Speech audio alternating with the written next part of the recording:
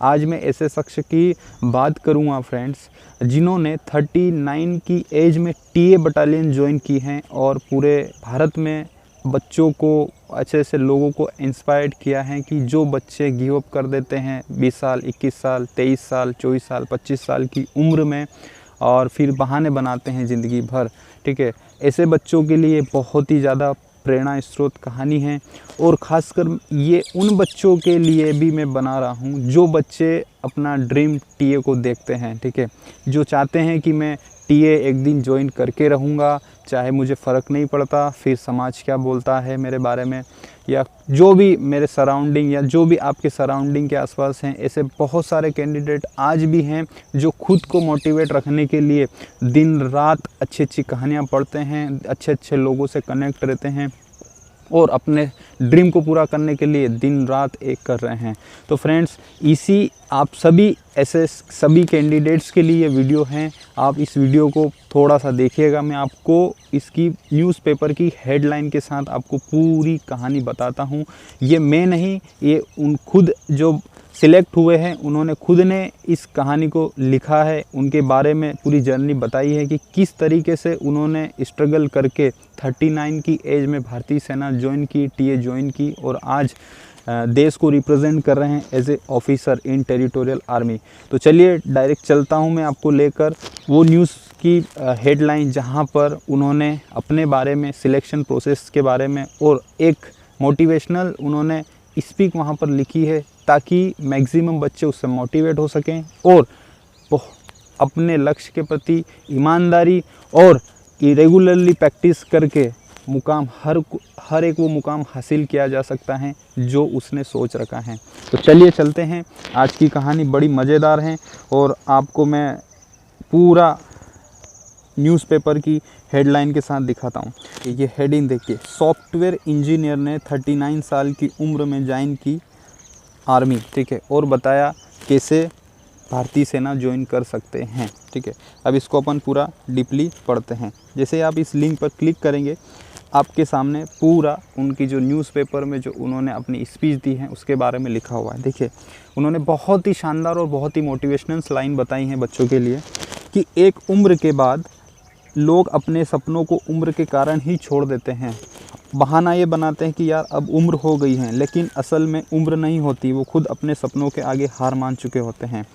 30 साल के बाद दुनिया में हर आदमी ये लकीर खींच रखी है कि अब सेट होना चाहिए, एक परिवार बनाना है, शादी, बच्चे, सपनों का क्या है, वो तो जवानी में होते हैं। अगर आप ऐसा सोचते हैं और अपने सपनों को पीछे छोड़कर आगे बढ़ने की बात करते हैं तो जनाब आप आगे नहीं बढ़ रहे हैं, आप बहुत ही पीछे खड़े हैं। जो अपने सपनों का नहीं हुआ वो अपनों का क्या होगा। आज बताने वाले हैं सतीश कुमार की कहानी, जिन्होंने 39 वर्ष की इंडियन आर्मी ज्वाइन की और बता दिया कि सपनों के साथ समझौता नहीं करना चाहिए। मीन्स उन्होंने ये प्रूव कर दिया है कि no age limit for our dreams, ठीक है। सपनों की कोई एक्सपायरी डेट नहीं होती हैं, आप जब चाहें अपने सपनों को पूरा कर सकते हैं। बस ज़रूरत है आपको कड़ी मेहनत की, लगन की और अपने उस सपने के लिए आपको डेडिकेशन की और आपको कंसिस्टेंसी रखना है, तो आप हर सपना अपना पूरा कर सकते हैं। और आगे बढ़ते हैं। उन्होंने लिखा है कि इंडिया टाइम्स के मुताबिक सतीश कुमार ने अपनी कहानी लिंक्डइन पर शेयर की। उन्होंने भारतीय सेना की प्रादेशिक सेना इकाई ज्वाइन की है, वो भी 39 वर्ष की उम्र में। उन्होंने अपने सिलेक्शन का पूरा प्रोसेस शेयर किया है ताकि लोगों को मोटिवेशन मिले, ठीक है। देखिए, कुछ ऐसे व्यक्ति भी है हमारे देश में जो खुद तो अपने सपने पूरे करते हैं बट बच्चों को भी मोटिवेशन करने के लिए अपनी स्पीच देते हैं। देखिए, उनको क्या करना, आज वो भारतीय सेना में 39 की एज में चयनित होकर अपने देश को रिप्रेजेंट कर रहे हैं। अगर वो चाहते हैं तो एक गुमनाम की तरह अपनी सर्विस देते और उनको वो भी यही सोचते कि यार मैं अगर मेरी कहानी 39 ईयर की एज में बच्चों के साथ शेयर करूंगा तो क्या सोचेंगे लोग मेरे बारे में कि अरे अब इसने 39 की एज में भारतीय सेना ज्वाइन करके क्या कर लिया, ठीक है।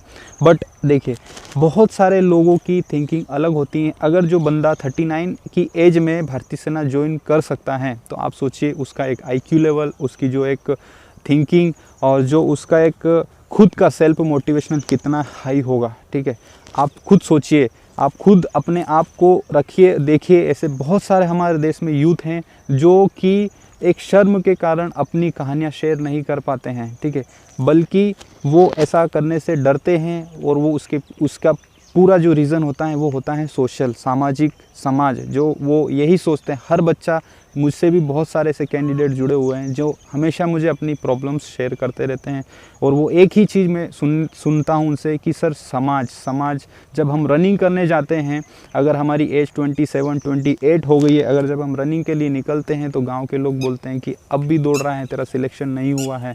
और इन सभी बातों को लेकर बच्चा डिमोटिवेट हो जाता है, और कहीं ना कहीं ये हमारे समाज में मैक्सिमम देखने को मिलता है। आप भी कहीं ना कहीं एक ऐसे समाज से जुड़े हुए हों, और ये सारी कहानियाँ आपके सराउंडिंग घूमती रहती हैं।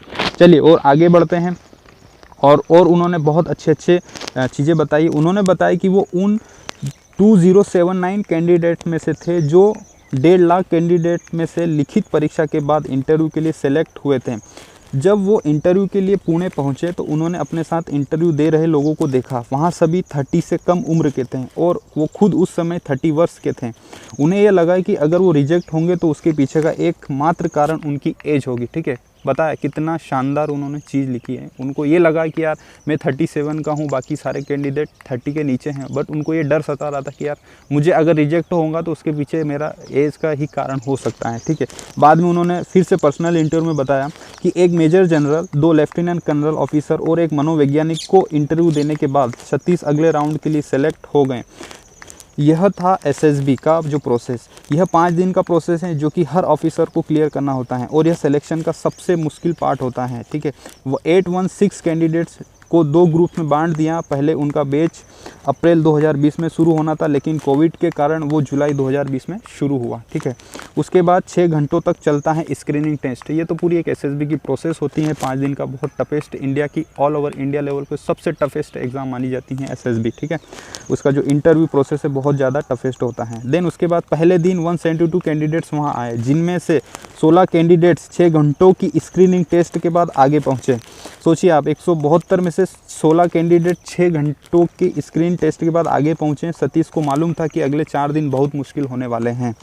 वो उन 4 कैंडिडेट में से थे जो इस मुश्किल को पार कर मेडिकल एग्जामिनेशन में पहुँचे, ठीक है। मीन्स 4 बंदे थे, उन चारों में से वो मेडिकल एग्ज़ाम में वो पहुँच चुके थे, चारों ही हो गए रिजेक्ट। मीन्स आगे देखिए उनका दुर्भाग्य इतना था कि वो मेडिकल में अनफिट हो गए चारों बंदे, ठीक है। उसके बाद फिर से देखना, उन्होंने बताया कि इसके बाद मेडिकल एग्जामिनेशन में चारों कैंडिडेट्स ही रिजेक्ट हो गए। हालांकि रिजेक्शन के बाद भी एक बार अपील करने का मौका मिलता है, तो उन्होंने कमांड हॉस्पिटल बेंगलुरु चुना और सितंबर 2020 में उनका मेडिकल क्लियर हो गया, ठीक है। ये बहुत अच्छी बात है उनके लिए, ऐसे हुए सिलेक्ट। इसके बाद उनका डॉक्यूमेंटेशन हुआ। तकरीबन 6 महीने इंतजार करने के बाद अप्रैल 2021 में उन्हें ऑफर लेटर मिला। वो कहते हैं, मैं 118 इन्फेंट्री बटालियन ग्रेनेडियर्स रेजिमेंट में असाइन किया गया। मेरे लिए यह गर्व का पल था। जब ऑफर लेटर मेरे हाथ आया तो मेरी खुशी का ठिकाना नहीं रहा। 1 महीने बाद मैंने यूनिट में रिपोर्ट किया, फिर 4 हफ्ते मेरी फिजिकल ट्रेनिंग चली। 2 वर्ष बाद वो लेफ्टिनेंट बने। तो समझे सपने ही अपने हैं, पूरा करो अधूरे ना छोड़े, ठीक है। तो ये थी बहुत ही शानदार, बहुत ही मोटिवेशनल्स कहानी हमारे देश के सॉफ्टवेयर इंजीनियर्स की। और इन्होंने एक बहुत ही अच्छा मैसेज दिया है बच्चों के लिए कि अगर आपके सपने बड़े हैं तो आप एज को बीच में ना लाएं, एज को आप बैरियर ना बनाएं तो ज़्यादा बेटर है। एज सिर्फ एक आपका संख्या है, आपकी सपनों में एज रुकावट नहीं बन सकती। तो जो भी बच्चे भारतीय सेना ज्वाइन करना चाहता हैं तो उनके लिए टीए बेस्ट अपॉर्चुनिटीज़ हैं। अगर आप भारतीय सेना ज्वाइन नहीं कर सकते तो आपको टीए फिर से मौका देती हैं कि आप टीए ज्वाइन करके भारतीय सेना ज्वाइन कर सकते हैं। और टीए के बारे में मैं मैक्सिमम इतने सारे वीडियोस ऑलरेडी 3-4 साल से बना रहा हूं। आपको मैथली जो इन्फॉर्मेशन है वो आपको प्रोवाइड करवाता रहता हूं इस चैनल के माध्यम से।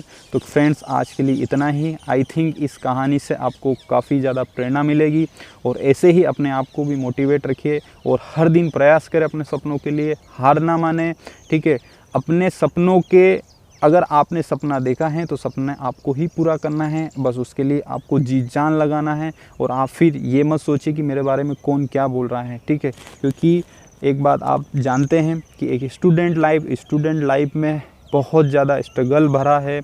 हम स्टूडेंट्स की लाइफ एक इतनी टफेस्ट लाइफ है कि अगर इसमें आप सफल हो गए तो आपकी बहुत वाह वाह होती हैं। बट अगर आप कहीं ना कहीं स्ट्रगल करते हुए मिलते हैं लोगों को, और अगर आप कहीं किसी कारणवश से रुकते हैं तो आपको लोग बहुत ही गलत निगाह से देखते हैं। ये हमारे पूरे सोशल की एक बहुत ही निगेटिविटी जो बनी हुई है, बहुत गलत है। क्योंकि आप खुद जानते हैं कि हमारा जो देश है वहाँ पर कितने % पॉपुलेशन ऐसी है जो एजुकेट हैं। तो एक एजुकेशन वाला बंदा ही एक एजुकेटेड पर्सन को समझ सकता है, और बहुत सारे ऐसे लोग हैं जो कि बच्चों को समझते हैं, उनको मोटिवेट करते हैं, उनको प्रेरणा देते हैं। तो आप ऐसे लोगों से कांटेक्ट में रहिए, ठीक है। आपकी जो नेगेटिविटी है सराउंडिंग की, उनसे आप अपनी दूरी बना के रखें। आपके सपने ज़रूर पूरे होंगे दोस्तों, आप बिल्कुल हार ना माने, ठीक है। और जितना भी हो सके अपने सपनों को समय दें, अपने ऊपर इन्वेस्ट करें, ठीक है। आप ज़िंदगी में सफल ज़रूर होंगे। तो ये थी आज की बहुत ही मज़ेदार और बेस्ट मोटिवेशनल कहानी। तो इन्होंने ये प्रूव कर दिया है कि सपनों की कोई भी एक्सपायरी डेट नहीं होती। तो आज के वीडियो में इतना ही, मिलते हैं नेक्स्ट वीडियो में बहुत ही अच्छे टॉपिक के।